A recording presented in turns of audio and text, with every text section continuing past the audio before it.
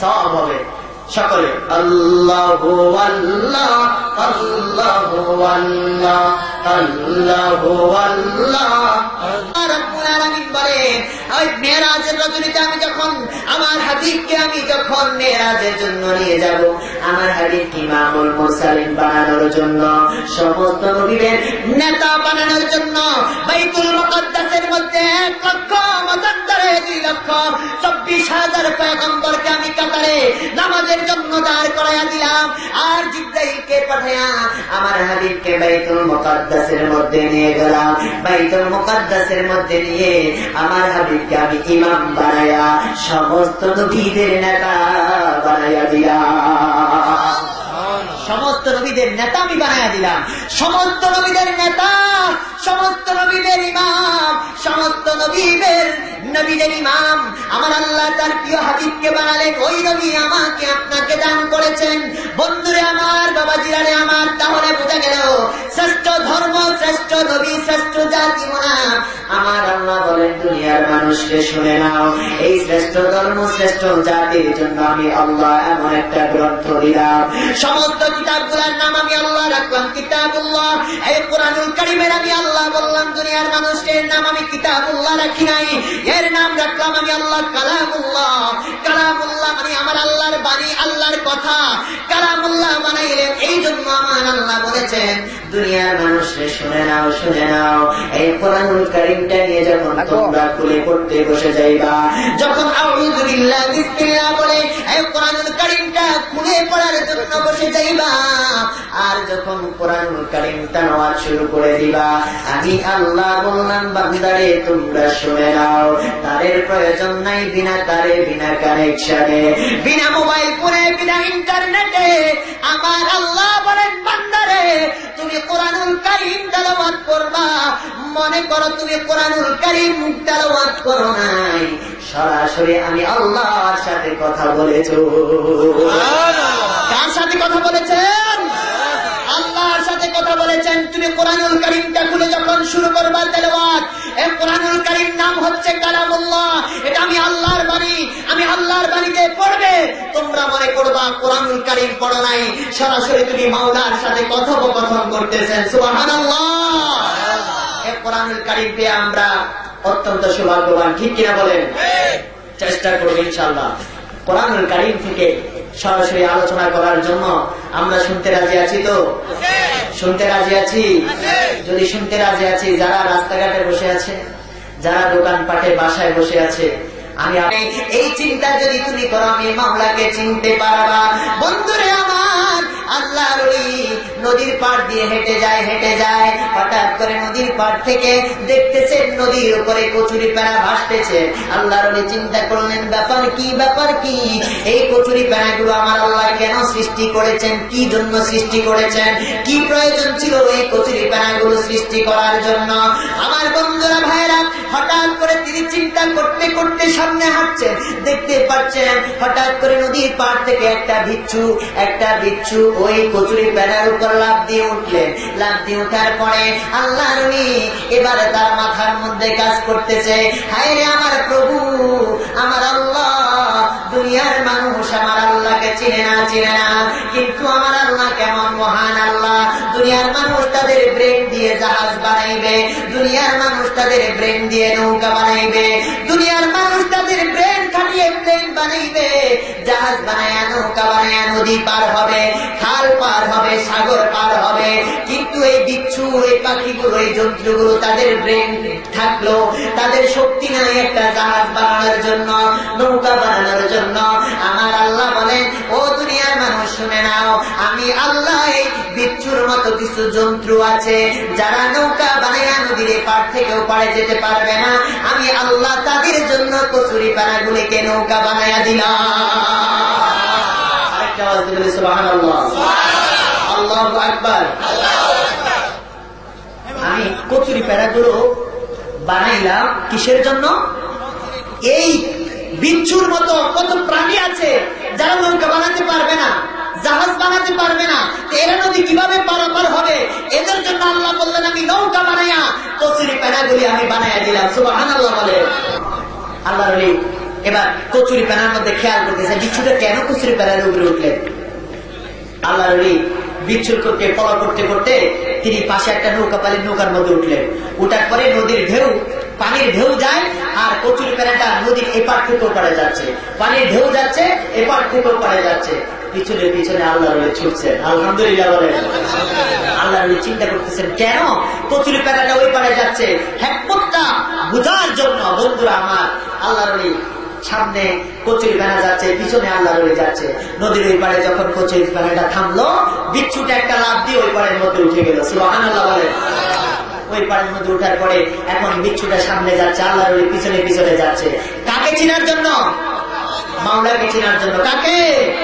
আল্লাহকে চিনার জন্য। বন্ধুরা আমার, আল্লাহ নবীর সামনে বিচ্ছু যাচ্ছে, পিছনে আল্লাহ নবী যাচ্ছে। বিচ্ছুটা যেতে যেতে যেতে যেতে বনের ভিতরে ঢুকলো, জঙ্গলের ভিতরে ঢুকলো।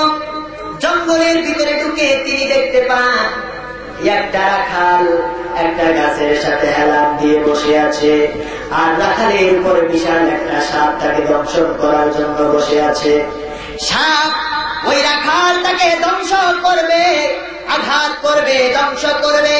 এই অবস্থা দেখে বিচ্ছুটা দ্রুত গিয়ে সাপের ঘাড়ের মধ্যে এমন জোরে একটা আঘাত করলেন, সাপের গায়ের মধ্যে আঘাত করতে দেরি সাপটা চিৎকার পড়ে গেলেন।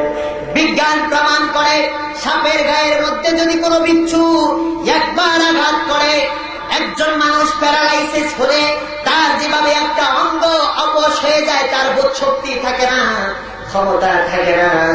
আমার বন্ধুরা, সাপের গায়ের মধ্যে বিচ্ছু আঘাত করলে সাপ এভাবে প্যারালাইসিসের মতো হয়ে যায়।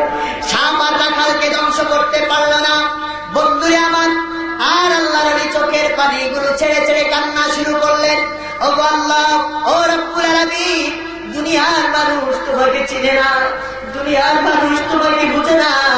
তুমি আল্লাহ কত দয়ার সাগর, কত মায়ার সাগর। আল্লাহ, তুমি যদি চাও তোমার বান্দাকে বাঁচাবার জন্য মন্ত্রীর প্রয়োজন হয় না, রেড বাহিনীর প্রয়োজন হয় না, সেনাবাহিনীর প্রয়োজন নাই, ফোর্স গার্ডের কোন প্রয়োজন নাই।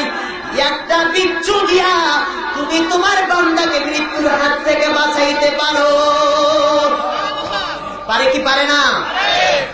আমার বন্ধুরা, আল্লাহর নবী এই চিন্তা করে চোখের পানিগুলো ছেড়ে ছেড়ে কান্না শুরু করলেন। এমন একজন মাওলা, এমন একজন আল্লাহর গোলাম আমি হয়েছি, যে আল্লাহ তার বান্দাকে এভাবে বিপদ থেকে হেফাজত করে। সকলে বলি আল্লাহু আকবার।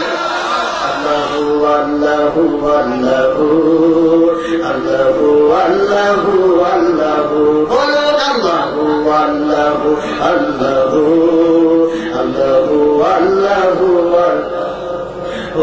আল্লাহু আল্লাহু আল্লাহু আল্লাহু আল্লাহু আল্লাহু। যখন এই ভূমি আকাশ জমিন ছিল না, যখন চন্দ্র সূর্য তারকা ছিল না, যখন এই ভূমি আকাশ জমিন ছিল না, যখন চন্দ্র সূর্য তারকা ছিল না, যখন আরশ কুরসি লৌহ কলম ছিল না, যখন আরশ কুরসি লৌহ কলম ছিল না, ছিল না কিছু, ছিলে তুমি শুধু। আল্লাহু আল্লাহু আল্লাহু আল্লাহু আল্লাহু জোরে জোরে আল্লাহু আল্লাহু আল্লাহু আল্লাহু আল্লাহু আল্লাহু আল্লাহু আল্লাহু আল্লাহু আল্লাহু। তুমি সবার খালেক, তুমি সৃষ্টিকর্তা, তুমি সবার মালিক, তুমি রিজিক দাতা, তুমি সবার খালেক, তুমি সৃষ্টিকর্তা, তুমি সবার মালিক, তুমি রিজিক দাতা, তুমি একক, তোমার নিজে পিতা মাতা, তুমি একক, তোমার নিজে পিতা মাতা, লা শারীকা লাকা, লা শারীকা লাকা, তুমি সবার প্রভু।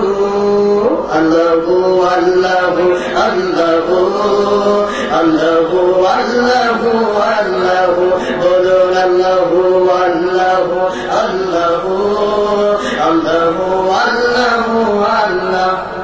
আল্লাহকে চিনতে সহজ না কঠিন? একদম সহজ, যদি আমি আপনি একটু চিন্তা করি। এই আল্লাহর ওলিরা আল্লাহকে চিনতে পেরে, গবেষণা করে, আসমান জমিনকে নিয়ে চিন্তা করে আল্লাহর ওলি হয়েছেন। এই জন্য আল্লাহর ওলিরা আল্লাহর নৈকট্য অর্জন করেছেন। আমরাও যদি আল্লাহর ওলিদের দেখানো পথে চলতে পারি, আমার আল্লাহকে আমরা চিনতে পারবো কি পারবো না? এই জন্য আমরা আল্লাহর ওলিদের দরবারে যাই, ঠিক কিনা বলে? এখন আমাদের অনেকে বলে যে পীর কোরআন হাদিসের কোথায় নাই, পীর কোরআন হাদিসের কোথায় নাই। উনি যদি এ কথা বলে, আমি ওনাকে কথা বলবো যে ভাই, পীর কোরআন হাদিসের কোথায় নাই, আমি তো বলবো নামাজ ও কোরআন হাদিসের কোথায় নাই। কথা বলেন, কথা বলেন। নামাজ ও কোরআন হাদিসের, আমি বলবো রোজা ও কোরআন হাদিসের কোথায় নাই। যে বলবে পীর কোরআন হাদিসের কোথায় নাই, আমি তার প্রতি উত্তরে বলবো নামাজ কোরআন হাদিসের কোথায় নাই, রোজাও কোরআন হাদিসের কোথায়ও নাই। কারণ যেমন কুকুর তেমন মুগুর। কিছু মানুষ একদম নির্বোধের মতো কথা বলে, নির্বোধ। আমার মসজিদে শবে বরাতের সময় আমাকে বলতেছে, হুজুর শবে বরাত তো কোরআন হাদিসের কোথায়ও নাই। কি বলতেছে? শবে বরাত তো কোরআন হাদিসের কোথায় নাই, শবে বরাত কোথায় আপনি পাইলেন? তারপরে মিশকাত শরীফের আমার ওখানে একটা ছেলে মুসল্লি, সে ছিল